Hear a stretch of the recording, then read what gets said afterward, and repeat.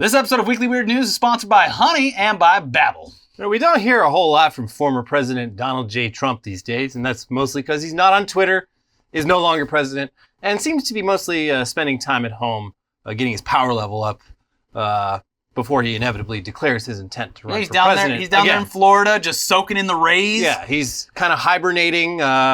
He's like Lord Harkonnen in Dune. He's in his pool. He's charging up. Yeah, yeah.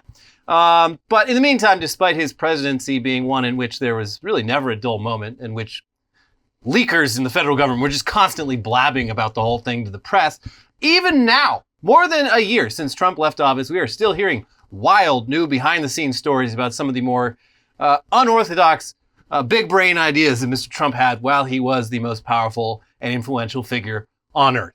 So first off, last Sunday, CBS's 60 Minutes aired an interview with Mark Esper, Trump's second Secretary of Defense. Remember the rotating cast of cabinet officials that he had? Who can keep track? Yeah, this is the guy. This is the guy that replaced General Mattis. Yeah. So Mark Esper gave his opinion on what's happening in Ukraine, but then mostly just shared several anecdotes about Trump's more trigger-happy approach to using the U.S. military during his term, which according to Esper was usually successfully thwarted by cooler heads in his administration.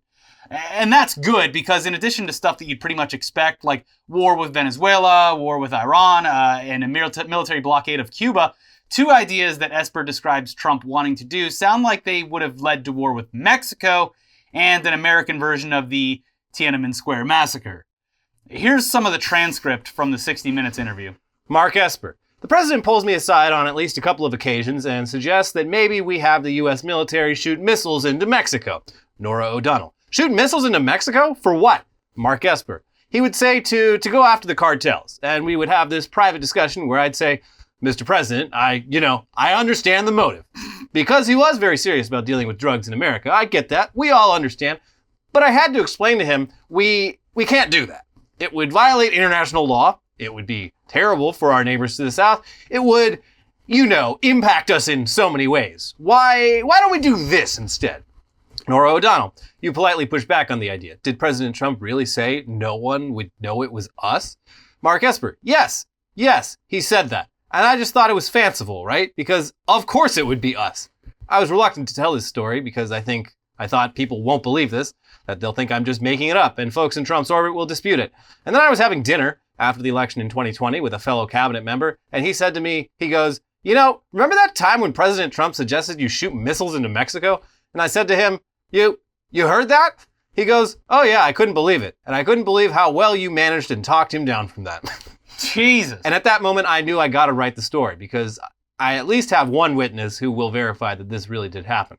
But when asked whether Esper's story about Mexico was true, Donald Trump said in a statement to 60 Minutes, no comment. Just shoot a couple bombs in Mexico. Was like, whoa, where'd those come from? Exactly. Probably Cuba. Probably Venezuela. I mean, the literal craziest part is shooting missiles into Mexico, but the second craziest part is assuming that they would have no idea where it was coming from. Yeah. Or just the idea that, the cartels are just hanging out in, precise locations that you can just, boom, took them out. Yeah. Especially after 20 years of the war on terror and seeing how well we handled all of that. Even when the intelligence is absolutely perfect, innocent people almost always end up getting blown to smithereens, even in the best case scenario. The idea of just bombing the cartels is madness from the president. Yeah. So according to Trump's Secretary of Defense, Trump wanted to shoot missiles into Mexico to take out the cartels. Because of course he did. I mean, it's the perfect big dumb guy idea. Yeah. Why don't we just... It's the same argument that anytime you get in an argument with, your parents or someone else... Just nuke the Middle East. Yeah, exactly. Where it's just the dumbest simple idea, but with no consideration of any collateral damage or... Yes. Or, instability or anything else. So, I mean, why hasn't anyone else thought of this? Just aim the missiles at the X on the map labeled cartel headquarters and fire away, Mr. President. Boom. We win the war on drugs. And if Mexico gets mad about all the inevitable innocent non-cartel people killed in such an attack, we'll just pretend we're just as confused as they are about where these missiles came from. Jeez! Wow! Well, we're just surprised that they didn't hit here. I mean, anyone could have fired those. It was probably Canada. Probably just another one of the cartels using, It was missiles. cartel on cartel violence. I don't know how they got those missiles that are clearly our missiles, but we're going to look into that. Probably Obama with that Fast and Furious. It was actually Obama sent them before I became president. Obama gave them the missiles, and it's a good thing they used the missiles on the other cartels instead of on us. Can we shoot the missiles into Canadian airspace and then down to Mexico so it looks like the Canadians did it? Big brains. So Trump would assume after this happened that hey, whoa, we're all on the same page. We're all trying to find the guy who did this. Yes. It is a brilliant plan from a brilliant man. A man who, at one point, wanted to nuke hurricanes. Oh, yeah. But where did those hurricanes come from, Elliot? Okay, we'll get to that in a minute. There's a lot of Trump news this week. It's fucking 2022. And Trump news. It's still... Trump news, the pandemic news still happening, Elon Musk news still happening. It's like we're living the same terrible reality. It's all a fucking rerun. Yeah. It sucks. Turn it off. Mm-hmm. So anyway, Mark Esper also describes the atmosphere in the White House during the George Floyd protests in the summer of 2020. He says that Trump wanted to order 10,000 active duty troops onto the streets of D.C. and at one point was just going around the room. This is actually awesome. He was going around the room just calling everyone a fucking loser, including Mike Pence. You're all a bunch of fucking losers. Why are there people in the streets out there? If any of you had any balls, you'd do something about it. From the transcript, Nora O'Donnell. What specifically was he suggesting that the U.S. military should do to these protesters? Mark Esper. He says, can't you just shoot them? Just shoot them in the legs or something. Jesus Christ. And he's suggesting that that's what we should do, that we should bring in the troops and shoot the protesters. Nora O'Donnell. The commander-in-chief was suggesting that the U.S. military shoot protesters? American protesters. Mark Esper. Yes, in the streets. Nora O'Donnell. American protesters. Mark Esper. Of our nation's capital. That's right. Shocking. Just mow them down. I'm sorry for even, laughing at the absurdity of this because this could have happened. Legitimately horrific, and if there was any amount of less oversight, it could have happened. And guess what? If, for whatever reason, he's able to regain power in 2024, you could definitely assume that this would be on the table. Yeah, I mean, if he had, this is actually shocking. If he just had more yes men on his team, because it's these guys like Mark Esper. It's he's a Republican, lifelong Republican, but he took the job in the administration because he's it'll be good for my resume when I join a bunch of corporate boards and do lobbying and shit after. I don't want to have the U.S. Tiananmen Square on my hands. Okay? Exactly. I just want to do normal. Not signing up for. I signed up to do normal evil American shit, not this kind of American shit. While it is absurd and comical in theory because it seems so outlandish, this was, according to his own cabinet member, a request that was actually made. And if it had happened, thank God it didn't, but if it had, half the country would have been very brave. That's why they voted for him. Yeah. This is something they've been fantasizing about for years. And the idea of him calling even his vice president and other cabinet members fucking losers would make them rock hard if they had known at the time. Yeah. So. Very cool, sir. So thankfully that didn't happen, though there was still plenty of brutality on the streets of D.C. In the lead up to President Trump's very strange photo op standing and holding a Bible in front of a local church. Yeah, they just beat the shit out of hundreds of people so Trump could walk across the street and be see? Upside down too. Yeah. Which Esper also says something he and his colleagues weren't informed about until it was happening. Literally, sir, where are you going? Okay. Don't worry, I got it. Is he going to go out there and shoot them himself? He did say he could go on Fifth Avenue and shoot people and people would still vote for him. Pennsylvania Avenue? Trump says of the allegations that he wanted to shoot protesters, quote, "This is a complete lie, and 10 witnesses can back it up. Mark Esper was weak and totally ineffective, and because of it, I had to run the military." I ran the military. It is funny. He's Commander-in-Chief. He's very defensive about this one, but the Mexico missile thing, no comment. Not going to answer that. Yeah. Which makes me believe the Mexico thing, I mean, both of these I'm almost certain are 100% true, but the Mexico one is he was doing funny. The take of this one would be, I was just joking. Yeah. Whereas the Mexico one, he was like, no, I'm dead serious. But he can fall back on the just joking thing. Because you can tell he was reading the room. Yeah. Anybody else think this is a good idea? Would people think it was cool if I did this? Anyways, all of this is also in a new book Mark Esper just published. And as for questions about why Mark Esper would wait so long to reveal this stuff in a book, he basically said that he wasn't trying to get fired and replaced by someone who was going to say yes to all of Trump's ideas. Which, okay, sure.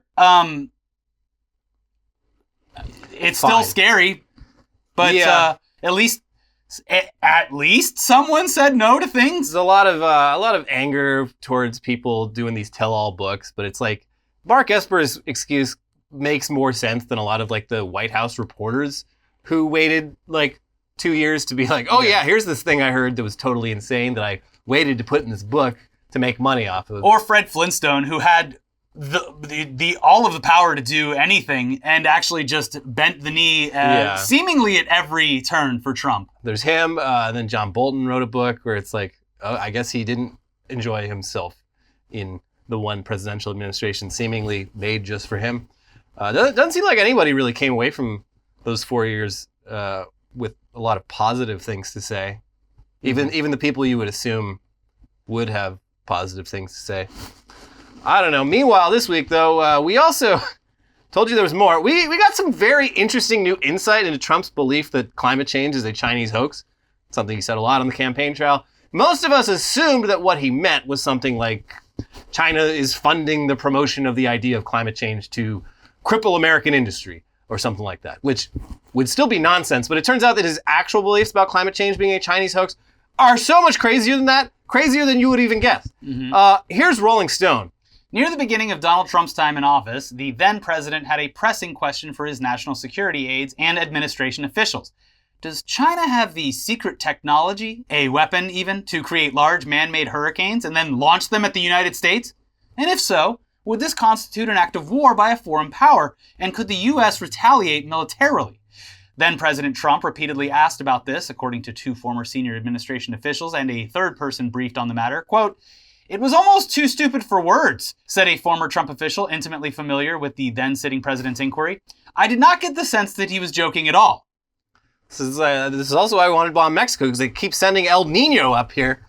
We need a little El Nino, though, right now. We need the rain. El Nino, La Nina. All I know is both of them sound very Spanish, and I don't like that at all. We have American weather up here. He's very upset. Specifically, this is one of his the things he's most focused on because of specifically the location of Mar-a-Lago. I mean, yeah, it isn't a precarious spot in many different ways. Hurricanes in the short term, but climate change in the long term. But I guess not so long term. Yeah. I guess we'll see. Anyway, according to multiple Trump administration sources that Rolling Stone spoke to on the condition of anonymity, Trump's Chinese hurricane theory popped up repeatedly during the first half of his term in conversations with various staffers, including like ones whose job was national security, but then just like random staffers. Like, hey, what do you think about this? I'm sure he posed a few of these questions to Kid Rock, who was on the record saying, "Sir, are you sure you want to be... should I be hearing this?" And that's coming from Kid Rock, who's like, guys, I think I'm being privy to a little too much information here. Anyway, back to the article. In certain circles within the upper ranks of Trumpland, the then leader of the free world's query became such a mockable occurrence that it became known among some as the hurricane gun thing. Quote, "I was present once when he asked if China made hurricanes to send to us," said the other former senior official. Trump wanted to know if the technology existed. One guy in the room responded, "Not to the best of my knowledge, sir. I kept it together until I got back to my office. I do not know where the then president would have heard about that. He was asking about it around the time, maybe a little before, he asked people about nuking hurricanes." So there's a connection there. We only got half the story when we heard about the nuking of the hurricanes. So yeah, remember that? I mean, there has to be a definitive list of all the insane shit that Trump said during his presidency because there's simply too much of it to recall. His Twitter account would be a good start. Yeah. Although they're archived. Yeah. But yeah, in 2019, Trump suggested dropping a nuclear bomb on a hurricane while it made its way across the Atlantic towards the U.S. And like so many of Trump's ideas, he'd of course deny that he ever said such a thing, but then his supporters would try to rationalize what a great idea it would be if he'd actually said it. And it's the same with the idea to launch missiles into Mexico, which Trump himself had no comment on, but which his son, Don Jr., said of on Twitter, I'm still trying to figure out the recent media outrage about my father possibly wanting to target Mexican drug cartel manufacturing facilities in Mexico. Is that supposed to be a bad thing? So he definitely said it. Yes. But yeah, what's the big deal? It's actually pretty smart. Should have done it. Yeah. Bombing Mexican drug cartel manufacturing facility. I'm sure it would just be a clean, square-sized crater where the Mexican, the drug factory in Mexico, the big factory where all the drugs are made. Yes, like the fireworks factory. We take that out and boom. What's the problem? Yes. Anyway, in other Trump-adjacent news, participants in the January 6th U.S. Capitol riot continue to be prosecuted for their actions. And, because there were so many people in the Capitol that day, it is a slow process getting through all these cases. But one January 6th participant who we kind of forgot about is a guy called Baked Alaska, a MAGA world character who has consistently been equally, if not more, of a bumbling, cartoonish buffoon than even Jacob Wohl. So before 2016, Baked Alaska was just your average dumb content creator and was employed at BuzzFeed for about a year. But once Trump ran for president, he not only got real big into the MAGA movement, he ended up going so extreme with anti-Semitism and white nationalism that even his new allies on the right mostly wanted nothing to do with him. Baked Alaska's short time in the right-wing spotlight was mostly just memorable for the day he was banned from Twitter for posting a Photoshop of Laura Loomer in a Nazi gas chamber, and then live-streamed himself walking around Burbank complaining about it for several hours. It was a fun stream. Yeah, we were watching it just like, he's getting closer. Yeah. He's getting closer. Yeah, he was real close to where we were at the time. And also for the time that he almost certainly pepper sprayed himself at the Unite the Right rally and then poured milk all over his face. Milk! I need milk! Having lost most of his platforms and alienating himself from everyone in mainstream right-wing politics, he then tried to rebrand as a reformed person no longer associated with the alt-right. And then when that didn't work, he went right back to being a white nationalist. Well, we gave it the old shot. They don't seem to believe me that I was just memeing when I was doing like the 14 words and whatnot. It was just a goof. Come on, guys. Anyway, throughout 2020, he kept streaming himself, harassing store employees who would try to enforce mask rules at their businesses. And he also pepper sprayed so many people, just anyone who was on one of his streams who told him to fuck off, he would pretty much always pepper spray them. He's currently being prosecuted for pepper spraying a bouncer or something. I don't know. Yeah, there would be a battery or assault or something like that. On January 6th, he streamed himself storming the Capitol and rummaging through congressional offices. It's all right there. His stream is probably one of the most useful pieces of documentary evidence to come out of that entire day. Most people were taking little videos here or there, some photos here or there. He streamed the entire fucking thing with him in it.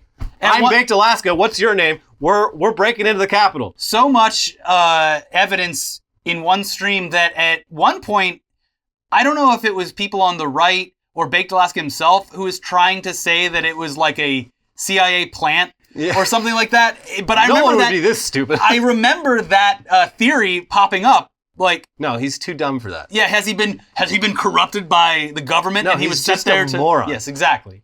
So he's definitely on camera throughout the stream doing crimes. It's right there. It's a pretty open and shut case that he's looking at here.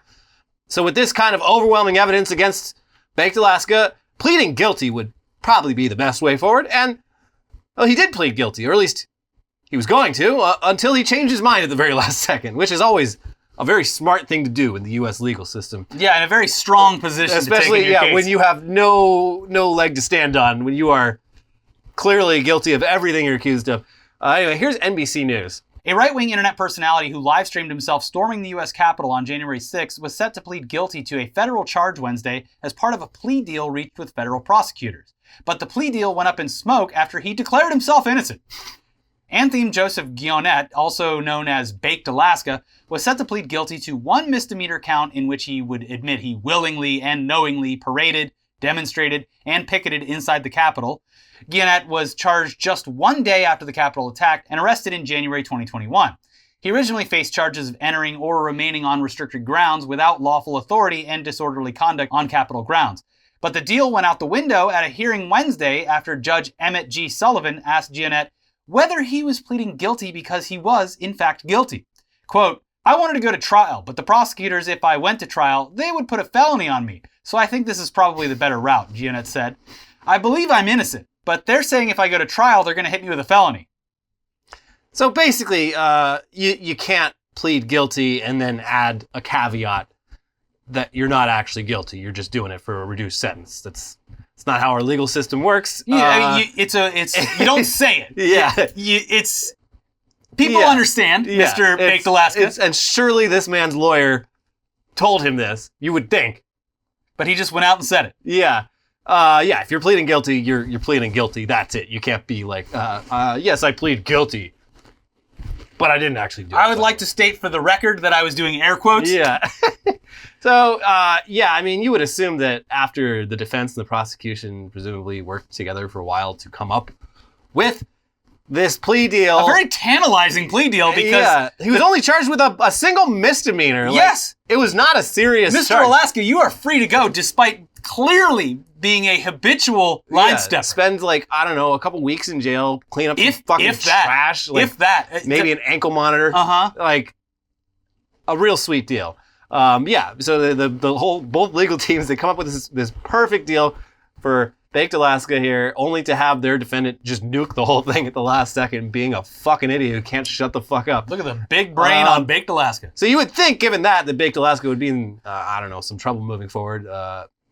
But shockingly, the prosecution says that the plea deal will remain on the table for 60 days if he decides to play along.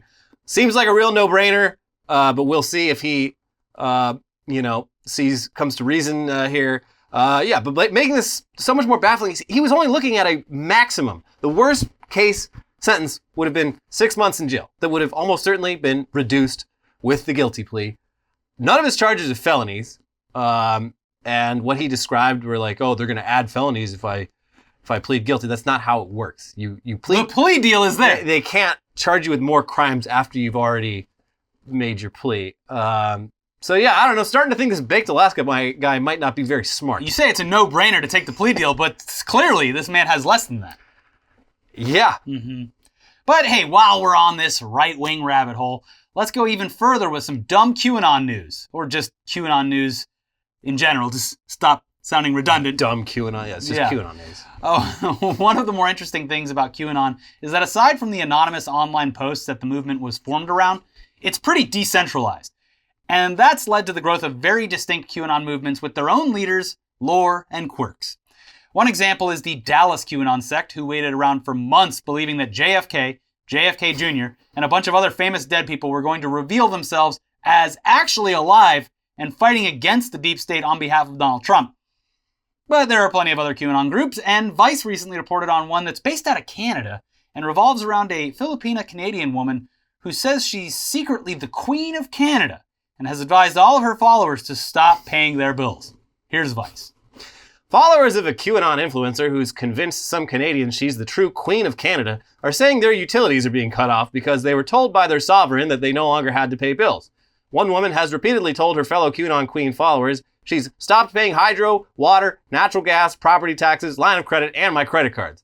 She pushes hard on her fellow true believers to join her in not paying their bills and chastising those who continue to pay. Quote, "The more who do it, the quicker we can be free of enslavement," she wrote on one of the group's Telegram channels. "Those still living in fear are making it harder to get out. Don't be afraid, because we're in this together." Many, many others have posted that they too have stopped paying their bills after hearing that Romana Didulo, a QAnon influencer who has them convinced she's running Canada behind the scenes, made a decree that electricity is free. Several have posted their power has been shut off, or that they were on the verge of having it shut off and relented to finally paying. Quote, "Dear Queen Romana, when will the service companies stop shutting off our services for non-payment?" One follower asked Didulo recently. "I just had my water supply shut off today in Stratford, Ontario."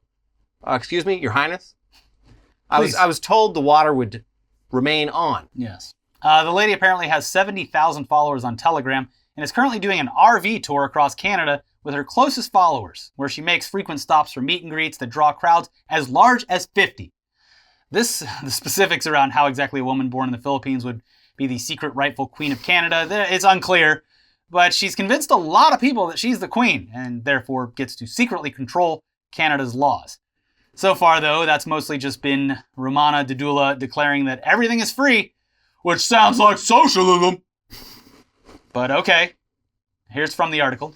Didulo has issued several royal decrees on her Telegram page, some regarding utility bills. The critical ones are Decree 24, claiming that electricity is now free in Canada, Decree 15, which abolishes income tax, and Decree 23, which makes water bills illegal.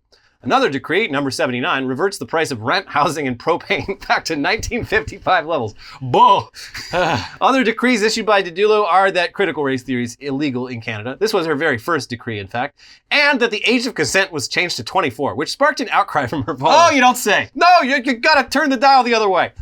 The bill payment claims are causing direct harm to her followers, with many saying in their group chat that they've racked up thousands of dollars of bills. Many of Didulo's followers are vulnerable people, including seniors on fixed incomes who could face steep consequences for these decisions. A page created by Didulo, which allows her followers to ask her questions, is filled with questions about bill payments. Dear Queen Romana, I received a 24-hour notice for the power bill. Should I make a payment or will it be shut off? Reads one. Queen Romana, please, what do I say to the city of Red Deer trying to shut off my water on Monday? Reads another. Some said that when they reach out for help about the situation, they're mocked for their beliefs. Oh, I wonder why. Ring the shame bell. Usually when people's finances get completely wrecked from being in a cult, it's because they're giving all their money to the cult. And that's probably also what's happening here, with the added bonus of the cult followers not spending any of their money on rent, utilities, and taxes. So there's more to spend on the cult. When this results in consequences like constant letters and phone calls from bill collectors and utilities being shut off, somehow these people seem to still trust the plan and even gleefully share photos of the letters that they receive. Look at these idiots thinking I'm going to fall for this trick. Can't harass me on the phone if my phone gets shut off. Yeah. Can't send me letters if my house gets repossessed. Big brain. Very big. Here's Vice, who spoke to one such follower. He said he ceased payment 4 months ago and has yet to face any negative consequences. He said he's not worried and that the ones who should be worried is the utility companies. Failure to comply with Queen Romana royal decrees carries a heavy penalty. They're the ones that should be worried. Wow. She's coming for you. When she finds out that you made my power go off and You're my in water, so much trouble. the queen is not going to be happy. Just saying. You want to be very careful. Tread lightly. Mm-hmm. So yeah, apparently some of the followers of the QAnon Queen of Canada have since parted ways with the movement, presumably after realizing that they do in fact need to pay their bills or bad things happen. But the movement is still going strong for the most part. So best of luck to all those people, I guess. I like the idea that going so right-wing on off the deep end actually gets people to come around to socialism. Yeah, and like if a QAnon sect here was like, we shouldn't have to pay for medical bills. Well, I never go too deep into this stuff, but among some in the QAnon movement, there is a belief that medical science can cure any disease. And they believe that there are these things called med beds. They're like the beds from Star Trek, where you sit in it and it just cures everything that's wrong with you. Yeah. But so they believe that there is an unlimited free source of medical care in existence that's being hidden from us. So they do technically believe. Yeah, they take a couple steps further to get there, but yeah, So yeah, they have weirdly horseshoed all the way over to wanting socialism, but for like completely deranged reasons. The QAnon sect in Texas should co-opt the power failures that are incoming as their own design. I can't believe this shit's about to happen again. Well, don't worry, Elliot, because clearly Rafael Ted Cruz is going to tell the Bitcoin miners to turn off those mining rigs. All right, turn them off now. And save the electrical grid. If anyone's even still mining anymore. I gotta mine even harder. Yeah, I guess. Uh-huh. But yeah, I mean, like, look, when this is the kind of shit that you not only wholeheartedly believe in, but there's just no point really trying to talk any sense into you. You are lost. If you believe that the secret Queen of Canada has made it illegal to charge you money for your utilities and your rent and your taxes, like, you kind of just got to find out for yourself the hard way. So I don't know, enjoy your expense-free lifestyle while it lasts. It's got to feel so great to be in on this amazing thing that you believe in while you still believe it.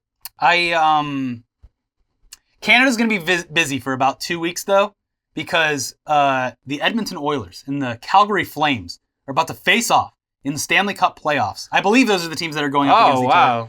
I think it's that. But anyways, damn, when's the last time they hate each other? When was the last time there was an All Canada Stanley Cup? I don't know. It's been a long The time. Maple Leafs just got knocked out by my Tampa Bay Lightning. Go Bolts!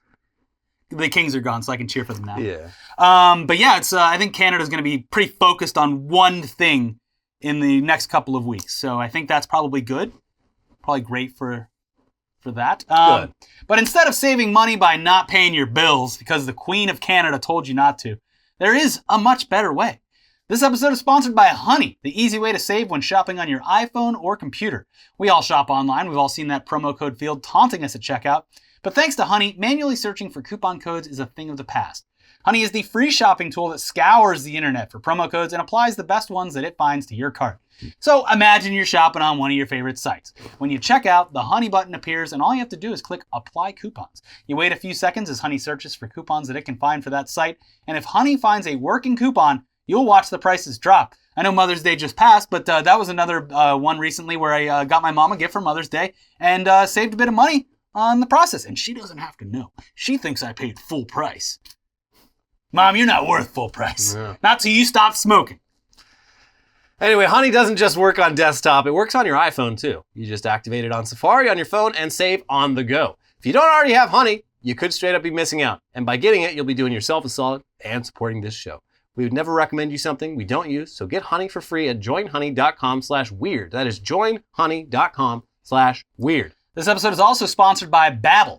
For most of us, learning a second language in high school or college wasn't exactly a high point in our academic careers.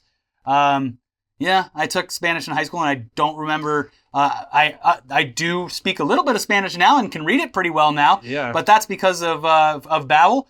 But yeah, the high school stuff for the 15 years that followed high school. It just doesn't really stick. Yes, because you're doing it with it's a means to an end. You're trying to get a grade to get something out of it. Yeah. Mm-hmm. But now, thanks to Babbel, the language learning app that's sold more than 10 million subscriptions, there's an addictively fun and easy way to learn a new language. Whether you'll be traveling abroad, connecting in a deeper way with family, or you just have some free time, Babbel teaches bite-sized language lessons that you'll actually use in the real world. Babbel's 15-minute lessons make it the perfect way to learn a new language on the go. Other language learning apps, they use AI for their lesson plans, but Babbel lessons were created by over 100 language experts. Their teaching method has been scientifically proven to be effective. With Babbel, you can choose from 14 different languages, including Spanish, French, Italian, and German. Plus, Babbel's speech recognition technology helps you to improve your pronunciation and accent. There are so many ways to learn with Babbel. In addition to the lessons, you can access podcasts, games, videos, stories, and even live classes. Plus, it comes with a 20-day money-back guarantee. Can you roll those R's yet? See, I can. El restaurante. Yeah. Start your new language learning journey today with Babbel. Right now, save up to 60% off your subscription when you go to babbel.com/weird. That is babbel.com/weird for up to 60% off your subscription. Babbel. Babbel, language for life. So let's get into the headlines now. These are the wildest, craziest headlines from around the world from this week, starting with Thailand plans to distribute 1 million cannabis trees to people to promote it as a household crop. I'm so confused about what's happening in Thailand with weed. It is still illegal, technically, to smoke weed recreationally, but they really want to turn it into a cash crop.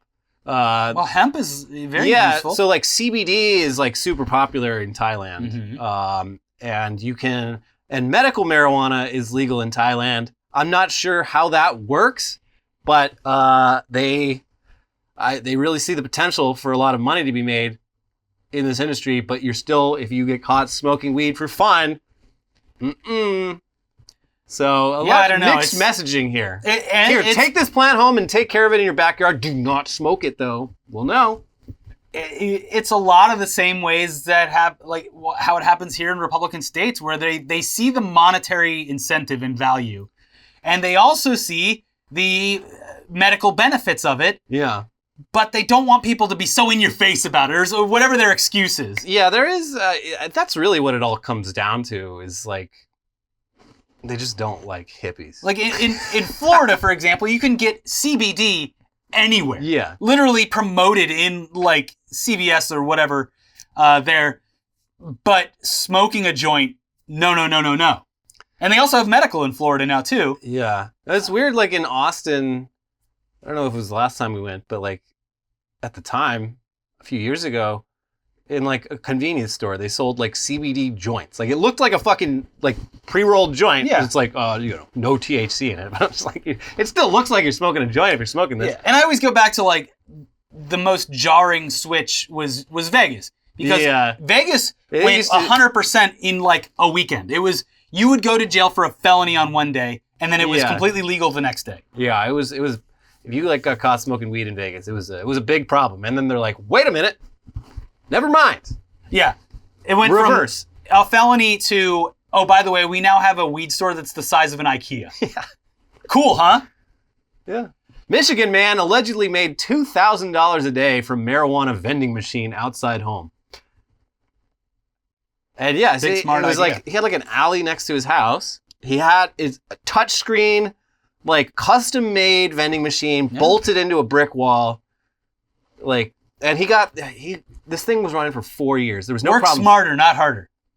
4 years. This man was pulling in $2K a day. The community was getting their weed fix. It was all very easy. And then some TikToker filmed themselves doing it, and just immediately this man's whole empire crumbled. TikTok ruins another livelihood. Yeah, I would. If I was that TikToker, I would feel pretty bad. I'd feel bad, and I'd be a little worried about my safety, not just from the man I just put in jail, but the entire rest of the community who was very much enjoying this. Yeah, it was so easy. He solved so many problems. Like you used to be, you got to call a guy, and then he's never on time, and it's just a whole fucking thing. Now I just go down to the vending machine, beep, bop, boop. I'm feeling a little bit of White Widow. Let's get that trunk good to go. Hey, he even takes Apple Pay. I do sometimes think of the nostalgia of going to a dealer's house and having to sit there for like 10 minutes. I am not nostalgic for that shit at all. Just it's such a waste of time. It was, but it was just like such a moment in time. Because every weed dealer is like the loneliest person you've ever met. They get into it because they want to make friends, but it's not the way you make friends. So also they can't really leave because they have to be home doing their business all day every day. Yes, but like, yeah, they're just like, hey man, no, stay a while. Like, we can hang out. It's like, no, thanks though. Here's some good stuff. Do you want to smoke it and try it first before you go? Okay. Not exactly. Yeah. Well, now it's a lot easier in most cases. It was easier in Michigan. Yeah. Great job, TikTok. Calling a man bald is sexual harassment, employment tribunal rules. Or rather, sexual harassment is the UK. Yeah. So, careful. I'll sue you in England. Just saying bald? So, it's basically some bald guy, a follicularly challenged gentleman, was getting yelled at by his boss, like constantly being like, you bald cunt, you bald fuck. And, they basically, it's like, it's not sexual harassment like you're being like ogled, but it is sexual harassment. It's like the same as like if you called a woman sugar tits. It's something specific to that gender. Yeah. So like, they're like, generally like 99 point whatever % of bald people are men. It is a gendered insult. Jada Pinkett is very excited about this. Yeah. She's going to sue all of us. Yes. So that's, I don't know. This ruling seems a little bit broad. Well, now next time you go to England in a pub, you can just constantly be like, what the fuck did you just say to me? Yeah. Constable, get over here. Constable. Get me Scotland Yard. Get over here. Bring that baton. I will have my barrister drag you off to court, and the men in the white wigs will be very harsh upon you. Mm-hmm. You'll be locked up in the Tower of London. There's totally going to be a bunch of incels who shave their heads over this. Oh, that's the reason they'll shave their head, not because they're little fucking Nazis. Yeah. Man mows lawn before stealing lawnmower from Texas home. A cool crime. Look, this man's not going to have a mower for a while. So let's give it a nice clean cut so he has a couple weeks before he needs a trim again. A pretty cool crime. The least I can do. Yeah. Mm-hmm. I wonder how long it took before he noticed it was gone. He just came home and was like, geez, the gardeners, they must have accidentally hit my house by mistake. I'm just gonna. Why even go check the? I love the smell of freshly trimmed Why even grass. go check the garage for my lawnmower? It's already done. I don't need to do it. I guess this happened in the middle of the night where I'm like, how did this not wake anyone up? Electric lawnmower. But it could be. But there was just security, it's like Ring camera. It's just this random man that they don't know just mowing their lawn in the middle of the night. It's kind of a cool crime. Yeah, Kinda. You shouldn't steal, but I guess if you're going to steal, be as considerate as you can about it. Like, if you're going to steal someone's car, at least drive them around for their errands for the day. Yeah. Before they're stranded without a way to do it. Yeah. Yeah. Get out of the car. Oh, God, I got to pick up my prescription. All right. Let's go. Scoot over. But then I'm taking it. Yeah. There you go. Here's my favorite headline of the week. For this 9-year-old with autism, "Let's go Brandon" is just a phrase that gives him courage. Thank you, everyone. This is like the only good thing to come out of that shit that I cannot believe is still the most popular right-wing rallying cry. But yeah, this little kid, he has autism. His name's Brandon. He's got a lot of like social anxieties and troubles. And I guess his mom's like, he started seeing these like flags and stickers on the road. And he's like, "Oh, that's awesome. It's like they're cheering me on." So it's a ticker tape parade every day for And this like, little his kid. siblings, like, to encourage their brother, they're like, "Let's go, Brandon." And their school kicked them out. Yeah. Banned them forever. They said, "No, can't do that." And yeah, it's just like the mom's like, "I don't know. He's too. I'm not going to explain what it actually is to him. Like, he's 9 years old. He doesn't understand. Yeah, let him have politics." fun. So yeah, in our family, "Let's go, Brandon" is a nice thing we say to encourage our 9-year-old autistic son that he can do the things that he wants to achieve. Yes. Wholesome. Very wholesome. Israel arrests 9 for airdrop of crash images aboard plane. Jesus. Yeah.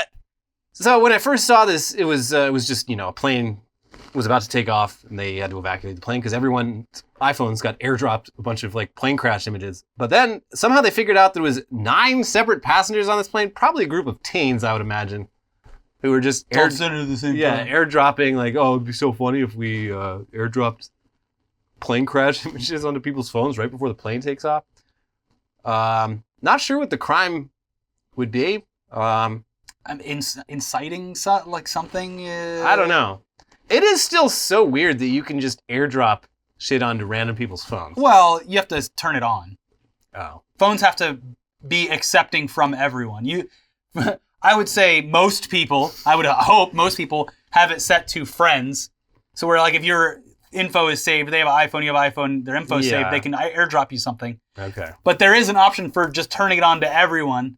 I assume a lot of people send pictures of their dick and balls to people who don't want it. Yeah. If you're that sort of edgy person, yeah, it seems like a great way to troll people, I guess. Yeah. But in this case, it just ruined a plane ride for a whole plane full of people. Yeah. Great job, guys. "We've all made mistakes," says golf great Greg Norman of Saudi journalist Jamal Khashoggi's murders. Yeah, this is like, I don't know exactly what's going on with golf right now. Thank you, Greg Norman. But isn't there's like a separate league that's being funded by the Saudis or something? So the PGA has dominated golf for like 100 years. And the Saudis, with their unlimited money, are funding a new league called LIV into existence with billions and millions of dollars. So it's like, I guess it's like the XFL. The XFL of golf. For some reason, Greg Norman, who is like one of the golf greats, he's retired now, he's old, but he's the chairman. He was appointed as the chairman of this new golf league. And of course, like, when you're promoting your new golf league, the first thing people are going to ask is like, "So this is funded almost entirely with Saudi money. How do you feel about that and all that entails?" We've all made And he's mistakes. just like, "Oh, we've all made mistakes." Like, I like to look at the more positive things that MBS Like my has bank done. account. Yeah. Like how much money this has earned me. Yeah. Do you see the new golf craze that's taken LA by storm? No. Speed golf, where you run to the ball. You run to the ball every time. I like that. Yeah. Everyone on the course would have to be in on it. Otherwise, you just spend a lot of time waiting at the next hole. Yeah. There was an article in the LA Times about it this week where it's just a picture of a guy running with a golf club. What about your whole bag? It's the only thing that would make it hard. No, you get one of those robots to follow you with it. I played with I got paired with a rando with one of those robot carts, and it died halfway through, so he just went home. Because it's got a giant battery. Once the battery dies, like, you can't keep playing. Well, it's heavy, I'm sure. Yeah. Yeah. So he just had to like drag it away very slowly and go home. Yeah, the electric. But while it worked, it was pretty cool. It would just follow him around. Yeah. Well, that's the thing is when you have that, you're so proud of it, you're overusing it and you waste the battery. But those golf caddies in shambles now because his proof of concept didn't work on the actual green. Yeah. So there you go. Catholic school apologizes after selling Mother's Day roses containing thong underwear. Where'd you pick these up? Romantics? Oh, okay, cool. So yeah, I guess so. They had the kids could come in and buy a rose for their mom or whatever on Mother's Day. So the school bought a bunch of roses in fabric roses. Yeah, so basically, yeah, what they got, it looks like a rose, but it unfolds. The flower unfolds into a very lacy, skimpy thong, and so just God knows how many kids came home and gave that to their moms. Dads high-fiving. Yeah. Hell yeah, son. Wait, shit, it's kind of weird. Just last week, the school handed out fruit rolls that were edible thong underwear, and then this happens. So I'm starting to think that they're distributors. What is this pattern? The Easter eggs with condoms in them? Yeah. We don't use condoms in this house. I got 8 kids. This is a Catholic household. Mm-hmm. Couple in India sues son for not giving them a grandchild. It's the most Indian parent thing possible. Mm-hmm. I think there's a time limit, right? They have until the end of the year. Yeah, basically. Well, so their son got married 5-6 years ago. He's in his mid-30s. They really expected a grandchild a long time ago, and this couple, they're just dilly-dallying. They have no concrete plans to conceive, which whatever. But the cultural expectation in some cultures for grandchildren is pretty strong. I don't know how this will play out in court, but it's technically their fault because they gave birth to a son who didn't want to give birth. Yeah, they feel really ripped off because they paid for him to go to flight school and they've been covering his expenses so much as an adult to get him set up, and then no grandchildren. Where are my grandchildren? Well, we'll see how this plays out because it could set a horrific precedent. Could. Yeah, lots of lawsuits going to be flying.